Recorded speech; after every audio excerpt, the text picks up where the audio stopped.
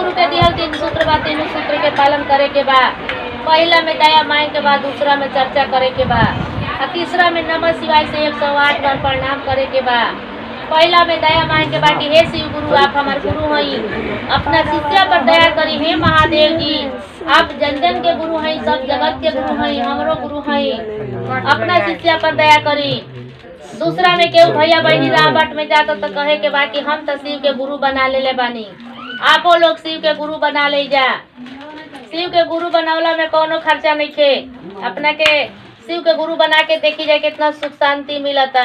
तीसरा में नमः शिवाय से 108 बार प्रणाम करे के बा। नमः शिवाय से प्रणाम करे के बा।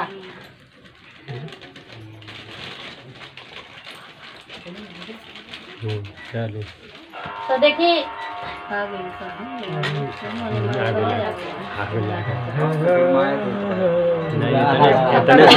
इतने से बहुत राहत बन, तो सबको गर्मी से भीजा रही थे एकदम, सब कहते से बहुत राहत। देखिए इतना जलसा लागल बा, तो जलसा लागल बा अपना महादेव जी के सब बोलैले बा। जब महादेव जी दुआरी पर आ गई न, तो कहलो कि हमरा के भिक्षा दे। तो गुरबहाना कहले कि ना ना तू ना महादेव जी हुआ, हम कैसे तो के भिक्षा दे दे। आ वो हमरा घर तो केहू हइयो नहीं थे कि हम तो के भिक्षा दे। हाय हमरा घर पर तो सब केहू चल गइल बा महादेव मंदिर में भैया जल ढारे, कैसे तोरा के पानी पियाई या भिक्षा दे। तो कहना कि जब ठीक बा, जब महादेव जी के तू गइल बना तोहरा घर सब परिवार जल ढारे, ऊ यहाँ तोहरा दुआरी पर चल के खुद आइल बा। अब देखी कैसे कहत अली गुरबहाना महादेव जी से।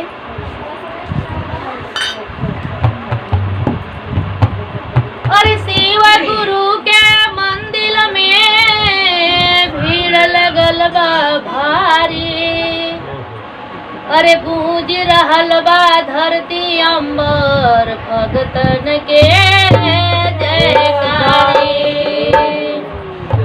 देखी कैसे कहतली गुरु बहना, कहीं बहाना करतली कि ठीक कैसे बतियावतली महादेव जी से। तो कैसे भिक्षा देही बाबा नइखे केहू घरा माया रे, नइखे केहू घरा माया, तो भेजलवा ढारे हो गइला, तो भेजलवा ढारे हो गइला। हम देव करवा रे, तो भेजलवा ढारे गइला, तो भेजलवा ढारे गइला।